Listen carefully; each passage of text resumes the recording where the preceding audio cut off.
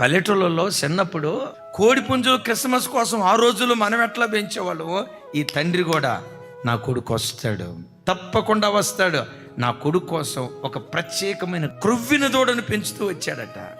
తండ్రి నిరీక్షణ వ్యర్థం కాలేదు, కడుపు నిండా భోజనం పెట్టాడు. ఓ మాట చెప్తాను, అక్టోబర్ మాసంలో ఆ తండ్రి కొడుకు కోసం కొవ్విన దూడను దాచిపెట్టినట్లుగా నీ బ్రతుకులో కూడా అక్టోబర్ మాసంలో నీ కోసమే కొన్ని ప్రత్యేకమైన ఈవులు దేవుడు దాచిపెట్టాడు.